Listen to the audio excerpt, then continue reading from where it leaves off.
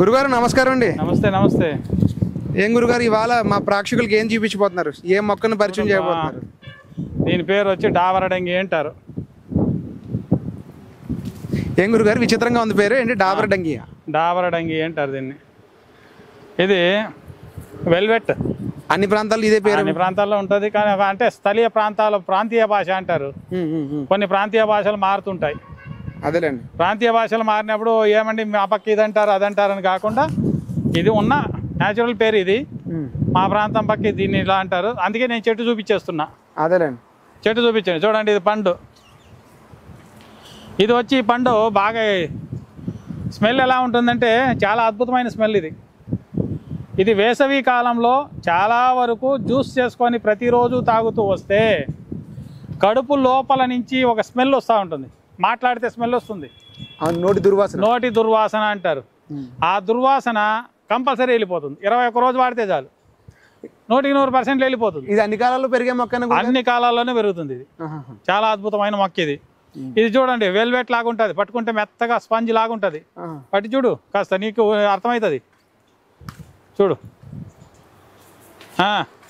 అవును, చాలా మెత్తగా స్మూత్ గా స్పాంజ్ లాగా ఉంటుంది.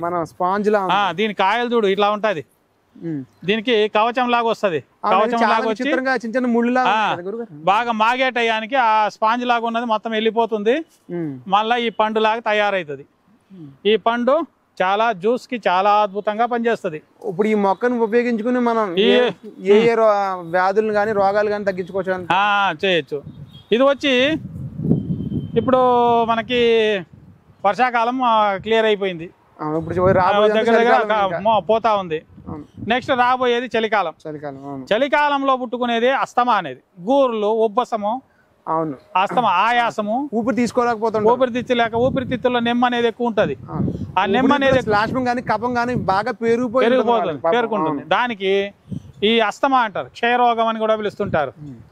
అలాంటి సమస్య ఉన్న వాళ్ళకు కూడా ఈ ఒక మూలిక బాగా పనిచేస్తుంది.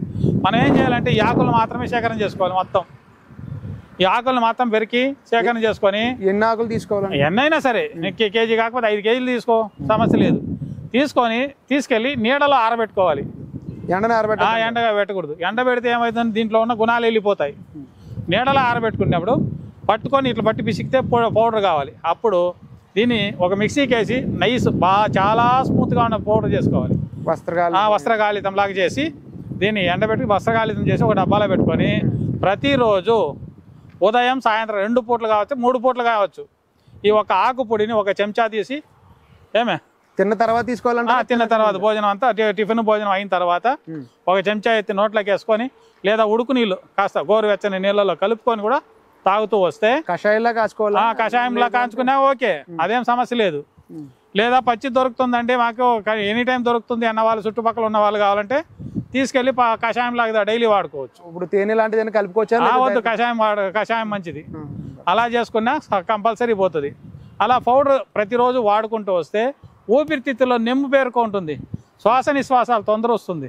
అలాంటి వాళ్ళకు కూడా చాలా అద్భుతంగా పనిచేస్తుంది. ఇది వాళ్ళకి దగ్గు బాగా ఆయాసంగా ఉంటుంది. ఆ కఫం అనేది లోపల ఉంటుంది కదా, అప్పుడు ఏమైతుందంటే గొర్ర సౌండ్ వస్తూ ఉంటుంది.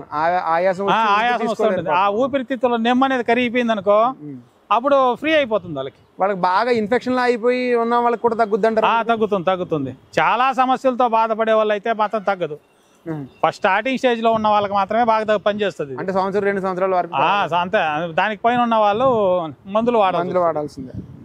అలాంటి వాళ్ళు ఈ ఒక మందును వాడుకుంటూ వస్తే కంపల్సరీ తగ్గుతుంది. అలా కాదండి, మాకు చాలా సమస్య ఉన్నది, మాకు ఇవి దొరకవు, మేము చేసుకునే టైం లేదు అన్నవాళ్ళు ఎవరైనా ఉంటే కింద వస్తున్న నెంబర్ కాల్ చేస్తే మేము పంపిస్తాను. ఇప్పుడు పథ్యం అంటే ఇది వాడుతున్నప్పుడు అన్ని రకాలు తినేయచ్చు అంటారు. శీత పదార్థాలు తినకూడదండి. ఈ ఉన్న వాళ్ళు శీత పదార్థాలు తినకూడదు. అంటే ఈ తోటకూర, దొండకాయ, సీతాఫలము, జాంకాయ, ఈ అరటి పండు, పాలు అనేది 2 ఎల్లుల్లిపాయలు 2 చిటికలు పసుపు పొడి వేసుకొని పాలు కాంచుకొని తాగాలి. పెరుగు వాడకూడదు.